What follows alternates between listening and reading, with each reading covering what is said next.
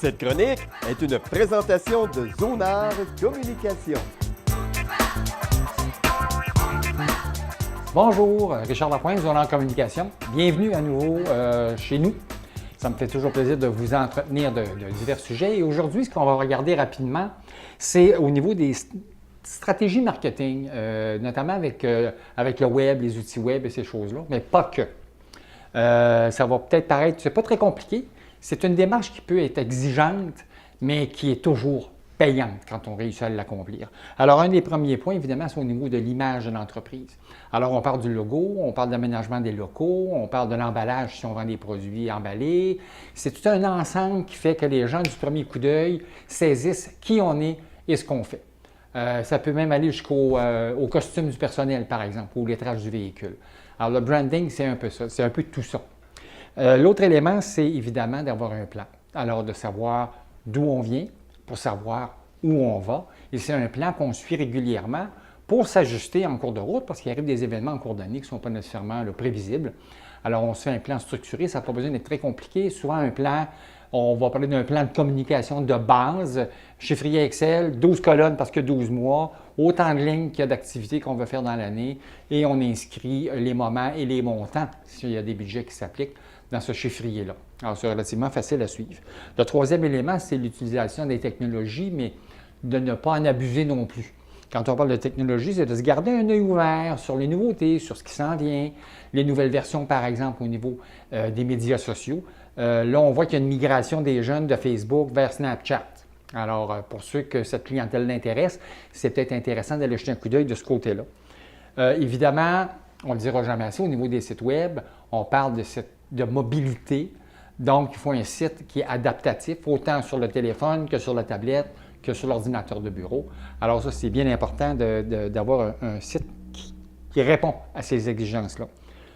On parle aussi évidemment d'expérience client. Pas de client, pas de travail. C'est pas plus compliqué que ça. Alors, il faut penser justement quelle expérience on veut faire vivre à notre client. Bien cibler le public. Parfois, quand je donne des formations en démarrage d'entreprise, je demande au groupe qui est votre clientèle cible. Il y a toujours une personne ou deux qui finit par me répondre que bien, tout le monde. Non, c'est impossible. Tout le monde ne peut pas être votre clientèle cible. Vous avez une clientèle de base, vous avez des sous-segments de clientèle, il faut bien les connaître, bien savoir comment les rejoindre. L'autre élément, c'est évidemment, si vous avez des médias sociaux comme Facebook ou autres, de les animer régulièrement, sans y être tous les jours ou sans publier tous les jours, publier relativement régulièrement et publier des contenus qui sont d'intérêt pour les cibles que vous visez, pour les publics que vous visez. Le contenu, par exemple, d'une publication LinkedIn ne sera pas nécessairement le même que pour Facebook. On s'entend, on ne s'adresse pas aux mêmes personnes dans les mêmes circonstances. Évidemment, un discours et un contenu professionnel, on fait attention aux fautes de grammaire, aux fautes de français, à la construction des phrases, on veut être clair, on veut être bien compris. L'autre élément, bloguer. Donc, publier en dehors des médias sociaux. Le blog, c'est le média social par excellence parce que ça vous appartient. Alors, usez-en et abusez-en un peu.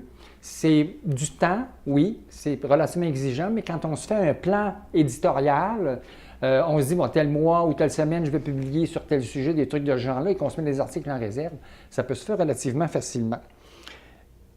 La vidéo, voyez ce que je fais et on m'écoute et on me voit.